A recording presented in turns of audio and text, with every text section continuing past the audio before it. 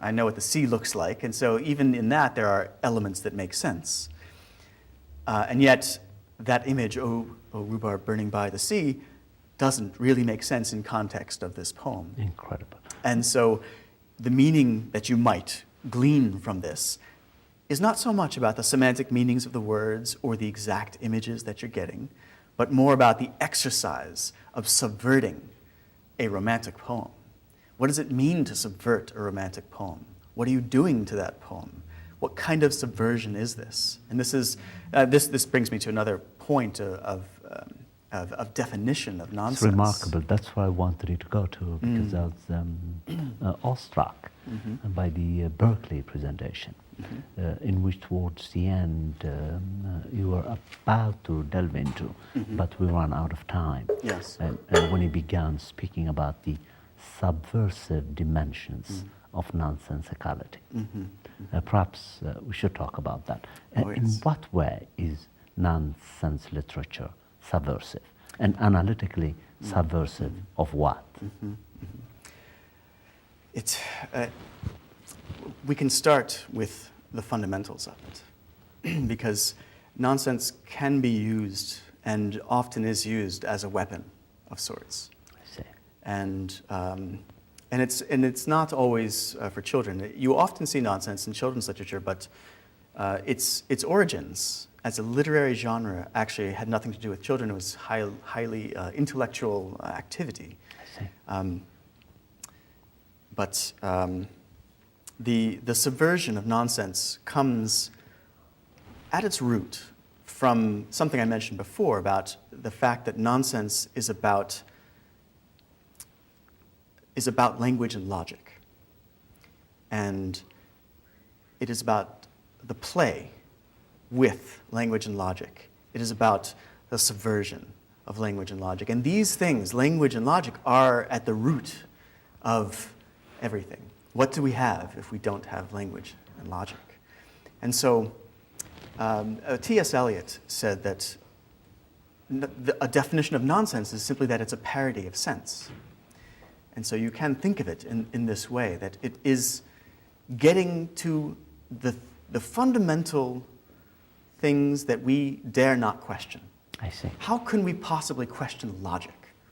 If you question logic, then everything that we know. You're questioning the very structure of language itself, human language, which is considered to be inherently logical, therefore rational. Yes. And so sometimes my students, I know that there has been some success with the receiving of nonsense when a student of mine will come into class and say, and after having read a nonsense text, and they'll say, I read this text and I looked up this one word and it wasn't in the dictionary and I don't know what's going on. And I said, yes, the nonsense writer succeeded in fooling you and making you think that a word was a word when it wasn't. But if a nonsense writer can do that, if a nonsense writer can fool you into thinking that language is language when it's not, or thinking that logic is logic when it's not, then he has succeeded. Yes. And then you're in big trouble, because suddenly you begin to question everything. And on a fundamental level, I think this is the heart of the subversion of nonsense. Now, of course, the next level up is much more culturally specific or historically specific. And I could talk a little bit about some examples of that. Please also. do. That would be wonderful. The co-editor of the volume that I'm working on, I'm sure we'll talk about later, the Anthology of World Nonsense, Dr. Kevin Shortsleeve, wrote a dissertation at Oxford also on nonsense and the origins of nonsense in particular in times and places of domestic strife. And so, for instance, he discusses Yankee Doodle, the song Yankee Doodle, as an act of subversion. Because Yankee Doodle was a song that the British soldiers knew, and they were using this song to make fun of the Americans, until the Americans took the song and played with it, and added strange things and added lines and added verses and many, many verses. There are, I don't know how many. I think there are at least 50 verses. Added at nonsense. least. And they're not all nonsense, of course, but many of them are. And when you take them as an aggregate, it's very much a nonsensical piece. I see. And they didn't just do this for fun. This was a direct weapon against the British. In fact, we have a letter that a British soldier wrote back home, just describing his life as a soldier. And in the letter, he's very discouraged. He says, "Those Americans, they took our song and they changed it, and now we don't even want to fight anymore." It was incredibly disheartening for them to have their weapon turned against them, but done in a way that was strange. They didn't know quite what to do with it. They weren't directly making fun of the British. They didn't turn it around completely. They just made it strange. They made it nonsensical. And so it's this weapon that the powers that be don't quite know what to do with it. They don't know how to make sense of it. Sometimes they get a feeling that it is deeply subversive, and yet they're not sure how. You know, the communists outlawed nonsense in Czechoslovakia. They knew that there was some kind of subversion happening. And we found certainly other examples, historical examples of nonsense being used against totalitarian governments. But it wasn't just about politics. It wasn't just about these larger issues. It was also, you could look at someone like Edward Lear, and a lot of my work in graduate school had to do with why he wrote nonsense. And much of it has to do with the contemporary children's literature that was out. When he was a child and he was given children's literature, this 18th century children's literature and some of the early 19th century children's literature is just awful. It's unreadable almost. It's extremely didactic.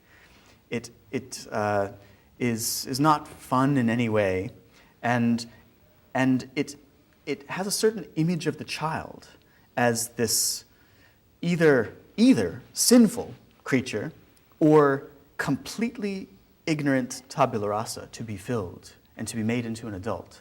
Amazing. And so Lear took these ways of thinking about literature and thinking about the child, what the child is, Yes. and he was an inheritor of the romantic conception of the child.